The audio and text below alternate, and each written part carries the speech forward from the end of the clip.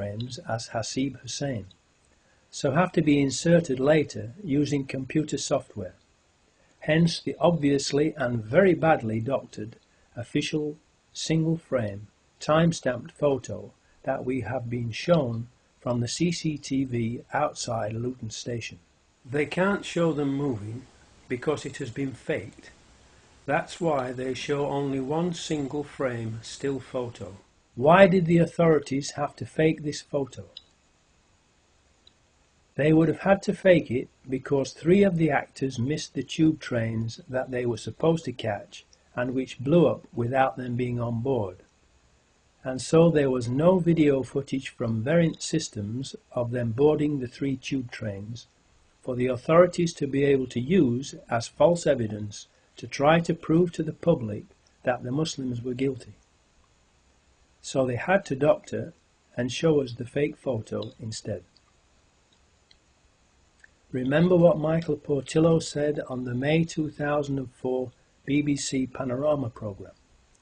The coverage is going to be organised.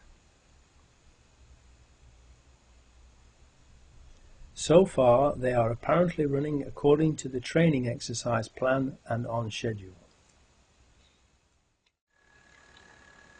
5th chapter title, The Ghost Trains. Unfortunately for the people who have organised the event, the train that the 4 Muslim actors are supposed to catch, the 0740 AM train to King's Cross Thameslink, has been cancelled, and the next one too. So they cannot possibly make it in time to catch the tube trains that they were supposed to catch as part of the training exercise.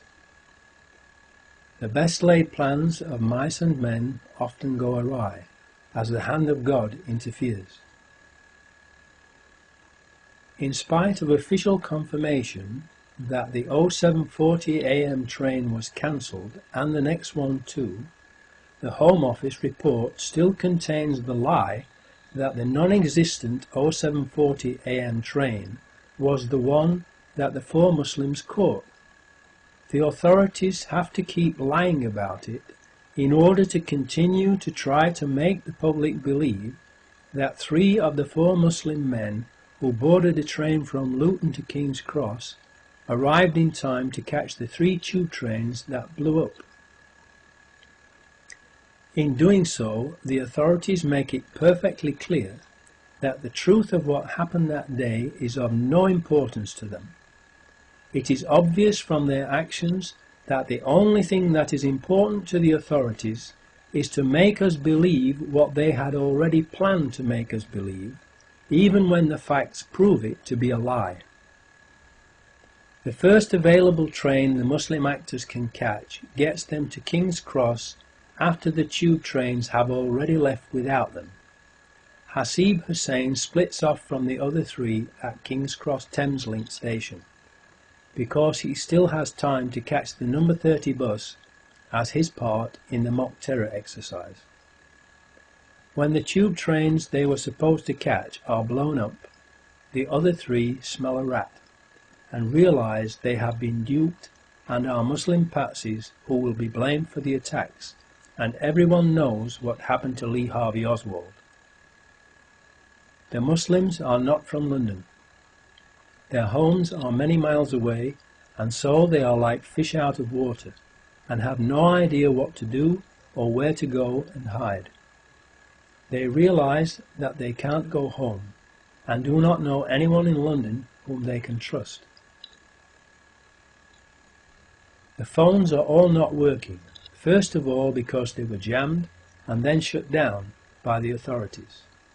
So they cannot phone anyone to tell them what has happened.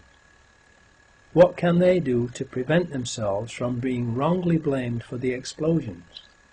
What would you do in that situation?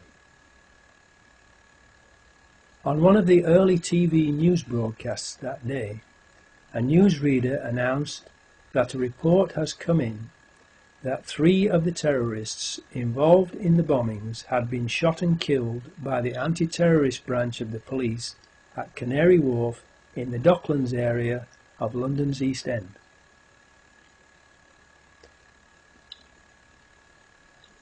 The announcement was made only once and never repeated for obvious reasons. How could suicide bombers possibly have survived the tube train bombings and then been in the Docklands to be shot? In a New Zealand Herald newspaper article, it says that 2 people were shot dead outside the HSBC building, and in Canada's Globe and Mail newspaper, only 1. There is another newspaper report that the police shot a suicide bomber outside the Credit Suisse First Boston Bank, which is approximately 1,400 feet or 467 yards away from the HSBC building, measured door to door. The 2 buildings are very different in both shape and size, and 467 yards apart, and thus they are not easily confused with each other. Police were yesterday probing reports a man had been neutralized outside Canary Wharf. It is believed the man was shot dead by police marksmen outside the Credit Suisse First Boston Bank, South London Press. That means that the police shot and killed at least 3 suicide bombers in Canary Wharf on 7/7/2005. How could suicide bombers, who were supposed to have blown themselves up on the 3 tube trains, have survived and been shot dead at Canary Wharf? If we have at least 3 of the 4 suicide bombers shot dead at Canary Wharf, and we know they weren't on the tube trains that blew up, because the 07:40 AM train from Luton to King's Cross was cancelled that day, then we have overwhelming proof that they did not blow the tube trains up, and that the blowing up of the 3 tube trains was an inside job. At the Canary Wharf Docklands site, there are media companies for the Muslim patsies to have told their story to and cleared their names if they could, and 2 possible escape routes: via air from the nearby London City Airport that has flights to 34 destinations in the UK and Europe, and, if they couldn't fly out, there was the possibility of getting a boat across the Channel to France. 6th chapter title: The number 30 bus.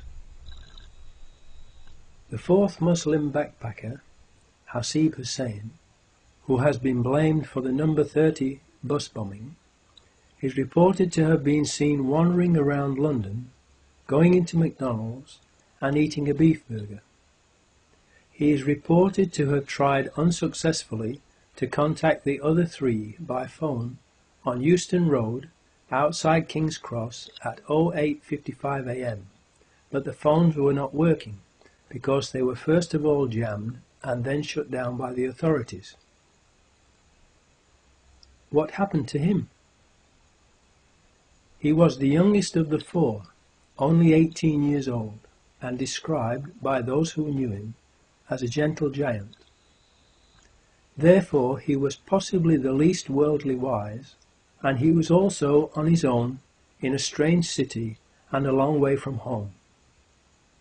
He might not have realized he was in danger of being framed as a patsy, believed all the chaos around that part of London was just part of the mock terrorism exercise that he was part of, and so just continued with his assigned role, which was to board a certain double-decker bus at an appointed time and sit at the back of the top deck.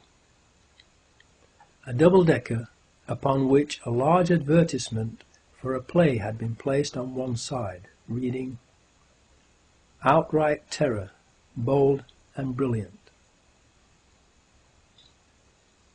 Please think about that sign on the side of the bus and the sick minds of the people who planned the attacks.